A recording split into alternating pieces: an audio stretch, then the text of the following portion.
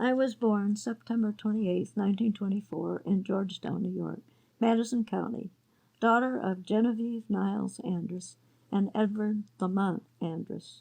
My siblings were Bailey, Rupert, and Edwina. I graduated from Georgetown High School in 1942. I married Dan Benedict June 25, 1942, in my parents' home. The minister was Reverend Frank Ryder, pastor of the First Baptist Church in Georgetown. Rupert, my brother, played the piano, and Helen Trask sang a solo, Ah, Sweet Mystery of Life.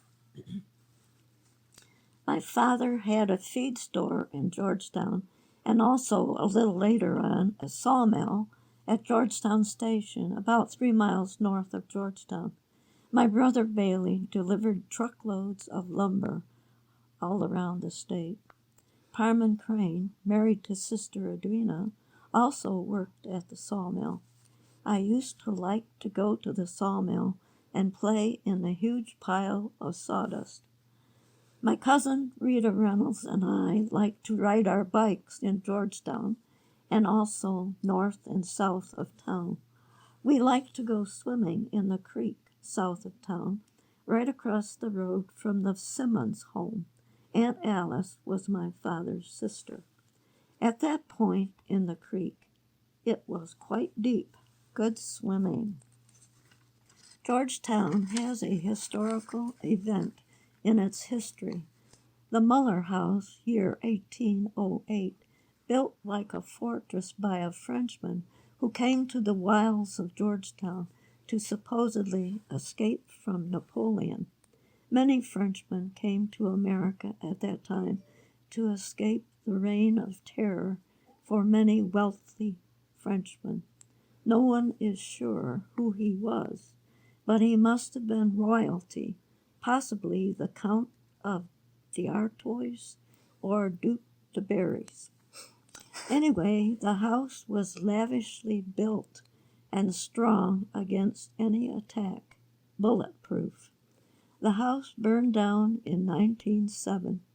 I believe I remember my mother saying she spent a night there when she was teaching school. Teachers often stayed at different homes during years of teaching.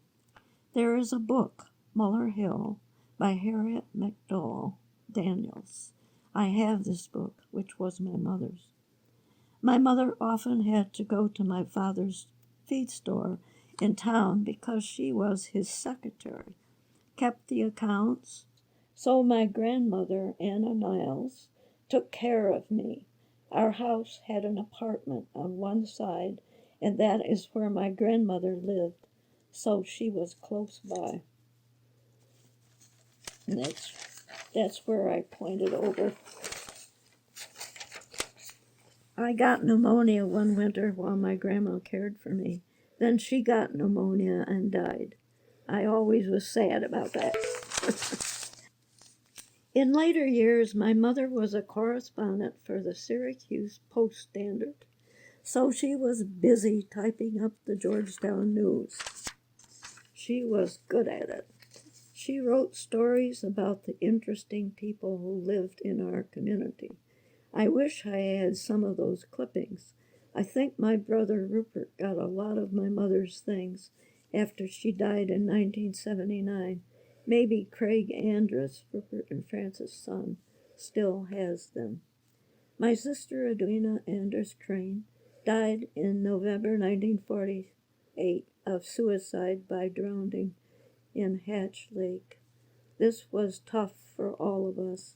She left behind Roderick, Madeline, Wanda, Muriel, and Donna. Donna was 10 months old. It was wartime. Her husband, Parman, was away every day working in a defense plant. The children had one sickness after another. It was a great strain on her. Parman eventually married Charlotte, and I can't remember her last name. When I was 6 years old, my mother had me taking piano lessons.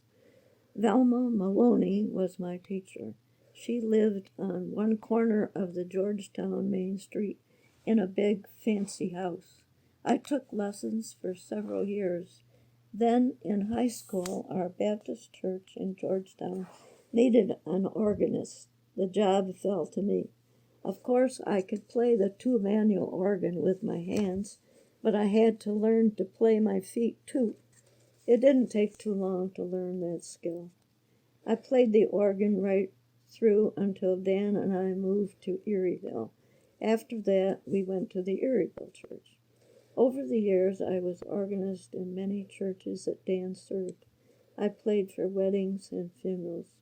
Now, in 2019, I'm occasionally playing piano for the Fairport Baptist Home Church service when the regular pianist is unable to come. Thanks to my mother for making this opportunity possible.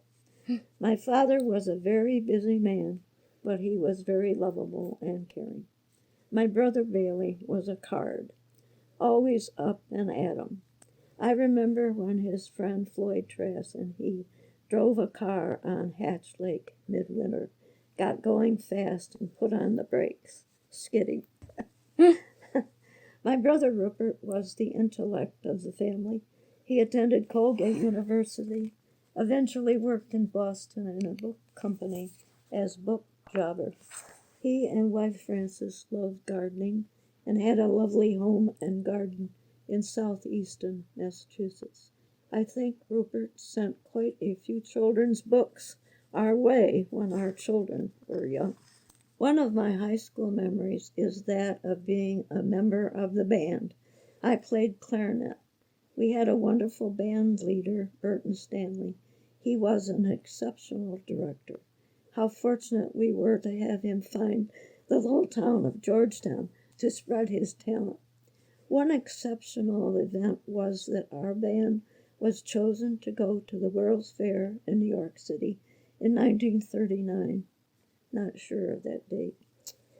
Well, I also played in a dance band, saxophone and clarinet. Unfortunately, Dan and I could never dance because I had to play. In 1941, Dan Benedict showed up at our school. He was working for a farmer in Lebanon, New York, and all students in that area came to Georgetown. We seemed to get attached to each other quite quickly. The teacher in one class made sure that Dan sat in the front of the room as my desk was in the rear. Dan graduated from Georgetown in 1941 and started at Colgate in the fall. We married in June 1942.